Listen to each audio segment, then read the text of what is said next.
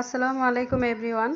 আমাদের এই পুরুষতান্ত্রিক সমাজে হাজারো ভালো পুরুষের মধ্যে খুব কম পরিমাণ কিছু পুরুষ আছেন যারা নিজেদেরকে সবসময় খুব বড় বলে মনে করেন, অহংকার দাম্ভিকতায় তাদের জীবন ভরপুর করে রাখেন, মানুষকে মানুষ বলে গণ্য করেন না, বড়কে বড়র সম্মান করেন না, শ্বশুরবাড়ির লোকদেরকে সম্মান করেন না, নিজের ফ্যামিলির যে অন্যান্য সদস্যগুলো আছে সেগুলোর প্রতি যে দায়িত্ব কর্তব্য আছে সেগুলো ঠিকমতো পালন করেন না, অথচ সেই লোকটাই নিজেকে সমাজসেবা হিসাবে সমাজসেবা করছেন বা গরিব দুঃখীর পাশে দাঁড়াচ্ছেন এরকম ছবি ফেসবুকে আপলোড করেন, স্ট্যাটাস দেন।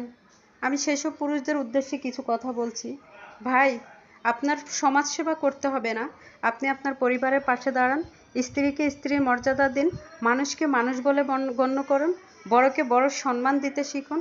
সব জায়গায় আপনি এই পণ্ডিতিটা দেখায়েন না যে আপনি সব কিছু পারেন আর কেউ কিছু পারে না, আপনিই সব কিছু বোঝেন আর কেউ কিছু বোঝে না। এই মন মানসিকতা দূর করুন, তাহলেই দেখবেন ভাই আপনি সমাজসেবা করে যে সওয়াবটা পাচ্ছেন তার চাইতে দ্বিগুণ সওয়াব আল্লাহ তাআলা আপনার আমল নামায় দিয়ে দিবে।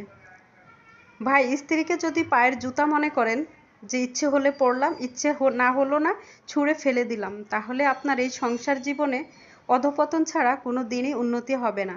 কারণ স্ত্রী আল্লাহ তাআলা থেকে প্রাপ্ত, আপনি স্ত্রী আল্লাহ তাআলার কাছ থেকে পেয়েছেন, এটা আল্লাহ তাআলা আপনার ভাগ্যে লিখে রেখেছেন, সেজন্যই সে আপনার কাছে এসেছে। বাবা মার অতি আদরের মেয়েটা আপনার হাতে তুলে দিয়েছে, আপনি এখন তাকে অসম্মান করছেন, তার প্রাপ্য অধিকারটুকু দিচ্ছেন না, তাহলে কিন্তু অধপতন ছাড়া উন্নতির আশা করা যায় না।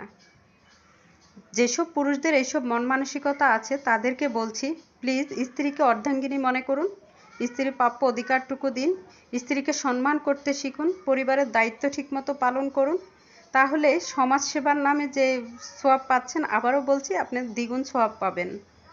সব জায়গায় আপনি নিজেকে বড় মনে করবেন না, আপনি সব পারি ভাব দেখাবেন না, এবং আপনি সব কিছু বুঝেন এটাও বুঝাবেন না।